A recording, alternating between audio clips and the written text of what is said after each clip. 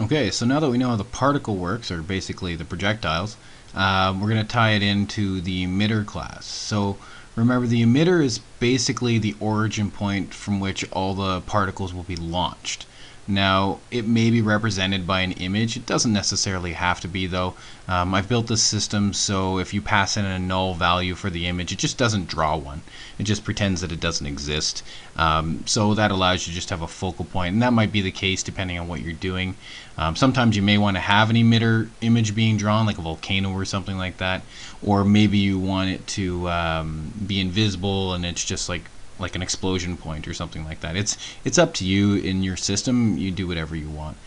So we're going to go through this now, and we're going to try and show you exactly what you need. So let me just go to the emitter class here, and I'm going to go through this piece by piece and try and explain everything, make sure everything makes sense. So first off, what you've noticed is I've created a constant called explode, and this is going to be used by the main class when it creates an emitter to decide whether it's an explosive emitter, so everything launches at once, or whether it is a standard emitter that just launches them periodically, launches the particles periodically. And this basically is going to be used in place of the launch frequency. So if I set launch frequency to explode, then it just means throw them all out at one time. If it's anything other than that, something greater than 0, then it's going to launch them whenever enough time has passed by. So let's go through this piece by piece. So first up, we have our emitter data. And again, you'll notice if you go down to the constructor of our emitter, there is far less parameters inside of our emitter constructor than there are variables out here. Because again, some of them are not necessarily coming from the creation, but are actually calculated or just reassigned to default values. So for our emitter, we have our image that's going to be used, if applicable, a destination rectangle for where the emitter is. If there is no image, it may just be like a 1x1 pixel or something like that, so it has a location. Num particles represents how many particles in total the emitter controls. Launch frequency, how often particles are going to be launched. Particles per launch is how many particles to launch whenever enough time has passed, whenever the launch frequency has expired. And then cycle particle is just a boolean that just represents whether the particles should be recycled and restarted again. It all depends on the particle system you're creating. Active is the particle system currently going. Launched, has the explosion occurred or not, if it's an explosive particle system. Time passed, has enough time passed for there to be more launches. Particles dead and particles alive. This tracks, so there's 3 states a particle can be in: dead, alive, or just not launched yet. So if dead, if you add up all the dead and all the alive, if that's less than num particles, then there's still particles to be launched. If that gets to the point where you've gotten to or exceeded the number of particles, it means the particle system is dead if it's not supposed to be cycling. And then we have a list of particles. You could use an array here if you wanted to, but that's up to you. I'm using a list just in case I decide to change things later on. But in any case, a list of particles, which basically is going to maintain all of the individual instances of the particle class, all the objects. And then we get into the specific particle data. So the image, how wide and high, so the dimensions of the particle. They definitely do not need to be the same as the emitter, and probably shouldn't be. Transparency level, whether it's collidable, the gravity, and the wind. And then this is where all the magic happens here, is our range data. This is what allows us to add chaos to our particle system. So by creating these ranges, low angle and high angle, this allows us to launch it at something unpredictable or chaotic. So for example, if you were doing like a waterfall that's launching off the right side of a cliff or something like that, you might have the angle between 10 and 15 degrees or something like that, and it will look and simulate the idea of it dropping off a cliff. If you were doing a water fountain or a volcano or something like that, you might have it going between 45 and 135 degrees. If you're doing like an explosion from a firework, you might be between 0 and 360 degrees, all the angles. And that'll create the system that you're looking for. Similarly speaking, with low speed and high speed, this is measured in milliseconds, measured in pixels per second. So how fast do you want those particles to move in pixels per second? low lifespan, high lifespan. This is measured in milliseconds, and again, do you want it to live between 1 and 2.5 seconds? So that'd be between 1000 and 2500. So again, it allows us to create an inconsistency between each particle, creating a sense of chaos and realism. And then the random number generator, again, the main owns the random number generator, and then it's passed around, so there's only one random number generator for the entire program. This just holds not a copy, but a link to that original one. So then we have our constructor, which basically just sets up all that data, all the basic emitter data, and then it sets up the basic whether it's active, which is false, it's not immediately emitting particles, no time has passed yet, and it creates the list of particles with the specific number of particles that we want in it. So now we know exactly. The particle image, width, and heights, all the particle specific data. Again, transparency is bound between 0 and 1 to make sure that it's a valid value for transparency. Gravity and wind, nothing strange here. And then all of our range data, angle, speed, and lifespan. And then we assign our random number generator so we have access to it. Now these two lines here are a little bit special. What they do, you don't have to have these. This is an option. I've decided that I like this option, but it's up to you. So basically what this does is, based on the size of your emitter's destination rectangle, or sorry, the size and the location, it will find the center point of that rectangle, and then it will center the particles on that same point. And what that'll do, it'll make the particles look like they're launching from the center of that emitter. You may not want that. That's up to you. So you may not want to do that at all. It's completely up to you. Just make that decision depending on the particle system you're building. And then we have to create all of our particles. So we go through from 0 up to number of particles, and we are adding a new particle into our particles list. And we just pass in all the appropriate parameters. The particle image, the destination rectangle for the particle, gravity and wind, and then we randomly generate our angle between low and high, our speed between low and high, and our lifespan between low and high. And then the transparency, collidable, screen bounds, and the random number generator are all passed in as well. Nothing special there. So once we've created everything with the particle system, it's time to actually make it do stuff. The update. So the update is really two parts. So first of all, nothing happens unless the particle system is active. And then we get into, I guess 3 parts. The first part is this. Should we launch particles? So here's the deal.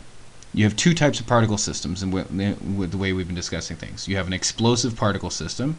So if the launch frequency is set to explode and it hasn't yet launched, then set it to be launched and go through every single particle and launch it and increase the number of particles alive. Sorry, these pluses should be on the other side. Those technically work, but putting them on the left side is actually technically a little bit more efficient by one instruction call on the CPU. You probably won't notice that, but it's just a style thing that I have. You don't have to have that. Anyways, so by putting the plus plus on the right side, it still just adds 1 to the number of particles that are currently alive. And it only does this if it successfully launched the particle, of course. And so basically it goes through all the particles and tries to launch it. And that's an explosion. It won't ever get into this again because once we've launched it once, launch is set to true, which means that will not be acceptable and it'll just ignore it. Now, the other type of particle system we have is a standard particle system, which has a launch frequency of greater than 0. So we track how much time has passed since the last time we updated. If enough time has passed to be equal to or greater than the launch frequency, so if enough time has passed to launch, then let's launch. Well, we have to see if we can launch first. So first of all, if it's a cycling particle system, we are definitely going to launch. We're going to launch something. We're going to launch a particle. However, if it is not a cycling particle system, we have to see whether there are still particles left to be launched. So we sum up the number of dead and the alive. If there's any left over after that, so if that number is less than the total number of particles, then we're going to launch a particle. So we set time passed back to 0 to keep track of the next time. And then we call launch particles on the number of particles per launch. So it might be 3 particles per launch, or 10, or 1,000, or 1,000,000. It depends on your particle system. So that is launching particles. So once we've launched particles, we have to update their location. So we go through all of our particles, and we call update on each particle. Now remember, update will return a true if it's still alive, and it will return a false if it's dead. Alright, so if we've updated the particle, when we update the particle, we pass in the current launch point, because the particle launch point represents where the emitter currently is, remember, that center point of the emitter. And the reason why we pass that in is because the emitter may have moved. You might have it following the mouse, or you may have it like, maybe it's like it's moving along the screen because it's following like the wick of a TNT, like dynamite or something like that. I don't know, it's up to you, your games. And then we pass in how much time has passed since last time it updated. And so if it died, that means we need to kill off the particle. So we need to increase the number of dead particles, and we need to re-randomize the trajectory. Remember, we talked about this last time, and basically by re-randomizing the trajectory, we give it a different path, and it's going to create a sense of chaos and look much more realistic. So that's part 2, moving the particles. Part 3, we got to see whether the particle system is done. So the only types of particle systems that can finish are the non-cycling particle systems. So if it's not a cycling particle system, and our dead particles is at least the number of particles in the system, we've killed them all off, which means we're done. So we're going to reset all of our particles, put them back to the starting location just in case we need to relaunch all the particles again, and then we're going to reset the emitter itself. And this will deactivate a whole bunch of stuff. So that's it. So those are our 3 parts. Should we launch, move, and check to see whether it's still alive. So then the draw just goes through, and if the emitter is active, it will draw all the particles, and it will draw the emitter image if there is an emitter image. Start just launches everything, so it resets the emitter just in case, and then it sets it active to true. That's it. And again, it won't do it unless it's not already inactive. Reset just resets all the basic data of the particle system, so time passed, particles alive, particles dead, deactivates it, and sets the launch back to false for explosive particle systems. Launch particles, this goes through num particles, and basically what it does is it says go through and keep launching particles until the number of launch particles has got to the number of particles to be launched. Alright, so if I want to launch 3 particles, then find 3 inactive particles and launch them. So it only launches ones that are currently inactive. Okay, and it also does a second check to make sure that we don't go past the end of the particles list. If we get to the end of the part, so let's say for example our number of particles to launch is 3, but there's only 2 particles left in the list, then we can't launch anymore. That's it, game over. So we carry on. And again, if it successfully launches those particles, then we track that and set the number of particles alive and whatnot. Then we just have some basic functionality. Is the particle system active? And resets the position of the particle system. Maybe we want to move it around the screen or something like that. And when we reset the position of the particle system, that means we got to go through all the particles and change their launch destinations or their launch points. Otherwise, you're gonna have things popping off all over on the screen. And then finally, this last bit is the part that I mentioned before, where we talk about the launch point. So find the center of the emitter, and then using the center of the emitter, center our particle on that same point and launch from that point. That's our launch point. And that's it. That's the entire emitter class.